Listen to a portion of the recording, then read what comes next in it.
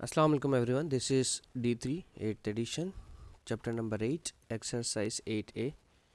Question number 8 हम उसका करने की कोशिश करेंगे.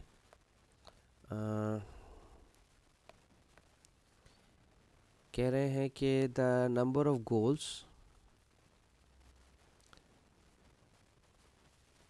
per match by a team during a soccer league season was recorded.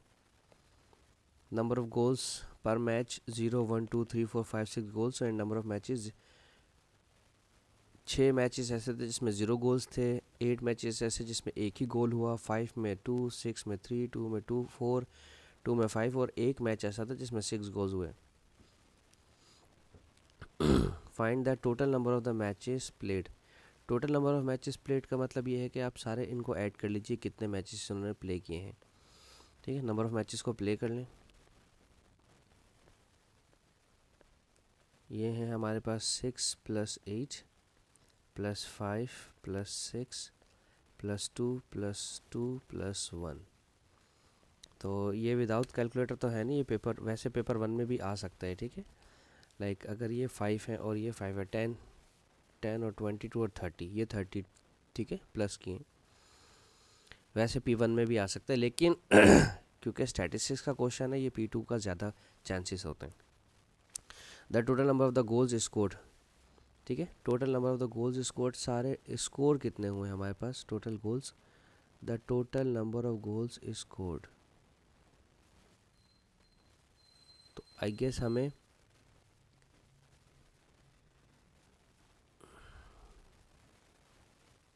Okay अब अगर कोई बच्चा नंबर ऑफ गोल्स को प्लस करता है तो वहाँ गलत हो जाएगा आंसर. क्यों, रीज़न क्या है उसकी, अब देखें. अब ये इंपॉर्टेंट चीज़ है, टोटल नंबर ऑफ गोल्स. देखिएगा गौर से, समझाने की क्या बात कर रहा हूँ मैं आपको.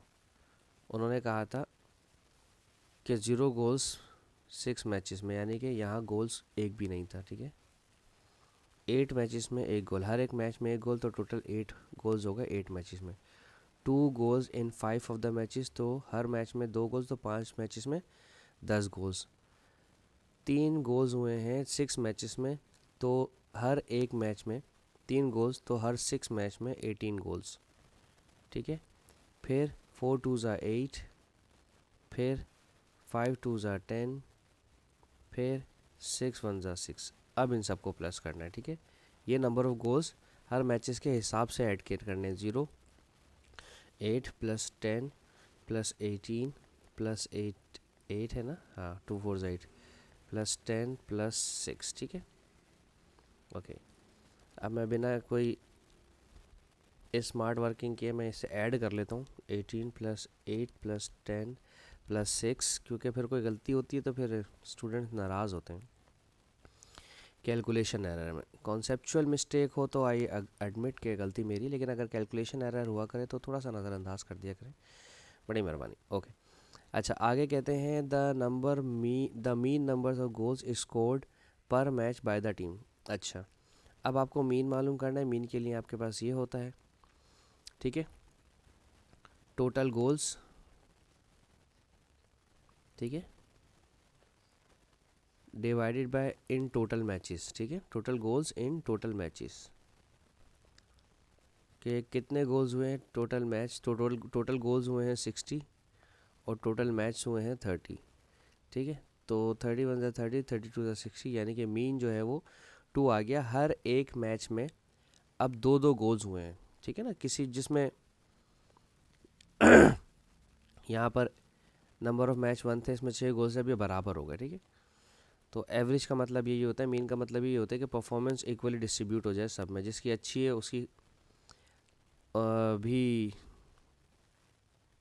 छुप जाएगी, जिसकी ख़राब है उसकी भी छुप जाएगी परफॉर्मेंस. मुझे इसलिए मीन नहीं पसंद प्रैक्टिकल लाइफ में, कि हर शख्स को बराबर ही परफॉर्मेंस ना दें, जिसकी जो है वो दें. बहरहाल खैर, इट्स अनदर टॉपिक, कभी और बात करेंगे. ओके, कहते हैं the number of, question number 9 आप देखते हैं. कह रहे हैं the number of days the students in a class were absent from the school in a term was recorded. Number of days absent number of student, अच्छा 0 days मतलब 23 student ऐसे हैं जिनको अवार्ड मिलेगा पंक्चुअलिटी का। बाकी 4 स्टूडेंट्स हैं जिनकी एक दिन एब्सेंटीज़ हैं, 5 ऐसे हैं जो, और ये हमारे पास एक स्टूडेंट है, मैं उसका नाम नहीं डिस्क्लोज करूँगा, कि वो एक ऐसा है जो 9 दिन एब्सेंट हुआ है, वैसे वो बहुत ज़्यादा दिन ही एब्सेंट होता है 12। Find the mean. अब देखें, अब कहानी शुरू हो रही है सही से। ये हमारा डेटा है तो हम इसको कहेंगे एक्स, कैपिटल एक्स, ठीक है। मीन जो है वो छोटा वाला एक्स होता है, ये होता है, ठीक है। हम इसे कहेंगे फ्रीक्वेंसी। वैसे मैं टेबल बनाकर नहीं बताना चाह रहा, बताकर मुझे टेबल ही चाहिए आपको वैसे नॉर्मली, कि यह हमारा टेबल है, डेटा है, उस डेटा को फ्रीक्वेंसी को स्मॉल एफ से लिखते हैं, ठीक है। डेटा आपके पास दिया हुआ है 0 1 2 3 4 5 6 और 9। पढ़ के मैं 7 लिखने लगा था। 23 4 5 2 2 1 2 और 1। मीन का जो फॉर्मूला होता है वो होता है sum of F X divided by sum of F. ये सम का साइन है, ये जो ये मैंने बनाया इसे समीशन कहते हैं, और इन शॉर्ट हम इसे सम कह देते हैं, ठीक है। अब यहाँ पर लिखा हुआ है एफ एक्स, इसका मतलब ये है कि फ्रीक्वेंसी को और एक्स को मल्टीप्लाई करवाने एक कॉलम चाहिए जिसमें दोनों को मल्टीप्लाई करवाना है। 0 23 ज़ा 0, 4 1 ज़ा 4, 2 5 ज़ा 10, 3 2 ज़ा 6, 4 2 ज़ा 8, 5 1 ज़ा 5, 6 2 ज़ा 12, 9 1 ज़ा 9। अब एफ एक्स और एफ वाले टर्म्स को प्लस करेंगे। 0 + 4 + 10 + 6 + 8 + 5 + 12 + 9, ये आ रहा है 54। और फ्रीक्वेंसी को प्लस करना है जिसमें 23 + 4 + 5 + 2 + 2 + 1 + 2 + 1, ये आ रहा है हमारे पास 4040, ठीक है। तो अब जो डेटा हमने बनाया था उसमें इसको रख दें 54, फार्मूला जो बनाया था। और ये वाले फार्मूले पेपर में CISK कैम्ब्रिज के एग्ज़ाम्स में आपके पास लिखे हुए नहीं आएंगे। कभी कोई स्टूडेंट सोचे तो हमारे पास लिखे हुए आते हैं, इसमें नहीं आते। कैलकुलेटर यूज़ करेंगे, इसका आंसर आ रहा है 1.35, ठीक है जी। ये आ गया हमारा मीन का आंसर, ठीक है जी। अच्छा अब क्वेश्चन 10 देख लेते हैं इसके साथ ही। इस तरह के सवाल आते हैं पेपर में ज़्यादा ना, जिसमें शेप्स बनी हुई होती हैं, डायग्राम बनी हुई होती हैं। CIS वालों को मज़ा आता है बच्चों को शेप्स के साथ क्वेश्चन देने में। अच्छा, find the mean of the following distribution. Mean ख़त्म हो गई बात। ये 3 तक है, ये 3 है, तो ये 3/3 9 हो जाएगा, ये 5/4 20 हो जाएगा, और 5 6 ज़ा 30 हो जाएगा, ये 6 4 ज़ा 24 हो जाएगा, ये 7 2 ज़ा 14 हो जाएगा, ठीक है। ये वाला 7 इसको इस 2 से मल्टीप्लाई करवाया, ये 6 इसको इस, ये जहाँ तक जा रहा था, जैसे देखो ये 7 यहाँ तक गया, 2 तक गया, 7 को 2 से मल्टीप्लाई किया, 6 4 तक गया, 6 4 ज़ा 24 किया, 5 6 तक गया तो 30 से मल्टीप्लाई करवाया, 4 5 तक गया तो 20 तक करवाया, और 3 3 तक गया तो 9 से मल्टीप्लाई करवाया। फॉर्मूला क्या होता है मीन का? Summation F x upon summation of F, ठीक है। समीशन ऑफ यानी कि इन फ्रीक्वेंसीज को प्लस करना है आपको, इसको 1 + 2 + 3 ना कर दे, ठीक है। फ्रीक्वेंसी कौन कौन सी प्लस होंगी? जो जो फ्रीक्वेंसी हमारे पास आई हैं, ठीक है।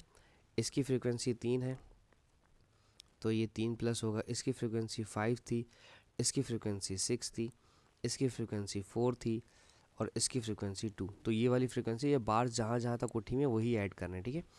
तो सम ऑफ फ्रीक्वेंसी तो डिनोमिनेटर में आ जाएगा, ठीक है। 3 + 5 8, 3 + 5 8 + 10, 6 + 4 यानी कि 10 + 2, 6 4 10 15 16 17 18 19 20, ये हो गया 20। और सम और एफ एक्स वाले ये थे एफ वाले, ठीक है। अब एफ एक्स वाले जो मेरे पास थे 9 + 20 + 30 + 24 + 14, ओके। 9 + 20 + 30 + 24 + 14, 97, ये आ गया 97, ठीक है। इसको डिवाइड करवा दें 20 से। ओह, 97 क्या प्राइम नंबर है? 4.85। अच्छा जी, ये इसका हमारा मीन का आंसर आ गया, ठीक है जी। इसके साथ ही मेरी ये वीडियो ख़त्म होती है। होप सो मैं आपको समझाने में कामयाब हूँ। Thank you so much for watching my channel. अल्लाह हाफिज़।